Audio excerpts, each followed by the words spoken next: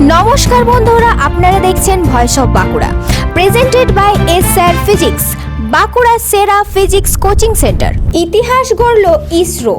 ভারতীয় মহাকাশ গবেষণায় আরও এক গর্বের অধ্যায় যুক্ত হলো আজ। বুধবার সকাল ঠিক 8:55 শ্রীহরিকোটার সতীশ ধাওয়ান স্পেস সেন্টার থেকে সফলভাবে উৎক্ষেপণ হলো প্রায় 6000 কেজি ওজনের অত্যাধুনিক যোগাযোগ উপগ্রহ। LVM-3 রকেটের সাহায্যে মহাকাশে পাঠানো হয়েছে এই ভারী উপগ্রহ, যা ইসরোর ইতিহাসে অন্যতম গুরুত্বপূর্ণ সাফল্য। উৎক্ষেপণের নির্ধারিত সময়ের ঠিক আগে মহাকাশে থাকা আবর্জনা ও অন্যান্য উপগ্রহের সঙ্গে সংঘর্ষ এড়াতে প্রায় 30 সেকেন্ড পিছিয়ে দেওয়া হয় লঞ্চ। এরপর নির্ধারিত সময়ের মধ্যেই নিখুঁতভাবে সম্পন্ন হয় উৎক্ষেপণ প্রক্রিয়া। ইসরো জানিয়েছে, উৎক্ষেপণের প্রায় 15 মিনিট পর রকেট থেকে আলাদা হয়ে যায় ব্রডব্যান্ড স্যাটেলাইট।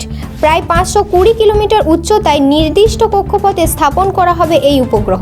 এর সবচেয়ে বড় বিশেষত্ব, মহাকাশ থেকেই সরাসরি মোবাইল ফোনে ব্রডব্যান্ড সিগন্যাল পৌঁছে দিতে সক্ষম হবে এটি। এই প্রযুক্তির ফলে বিশেষ করে দুর্গম, প্রত্যন্ত ও সীমান্তবর্তী এলাকায় ইন্টারনেট পরিষেবা আরও মজবুত হবে বলে মনে করছেন বিশেষজ্ঞরা।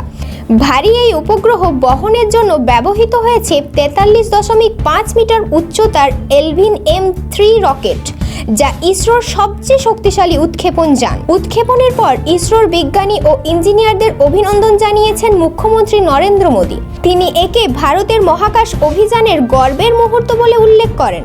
ভারত যে মহাকাশ প্রযুক্তিতে ক্রমশ বিশ্ব নেতৃত্বের দিকে এগোচ্ছে, এই সাফল্য তারই বড় প্রমাণ। এই ধরনের গুরুত্বপূর্ণ খবর সবার আগে পেতে আমাদের চ্যানেলটি সাবস্ক্রাইব করুন আর ভিডিওটি শেয়ার করতে ভুলবেন না।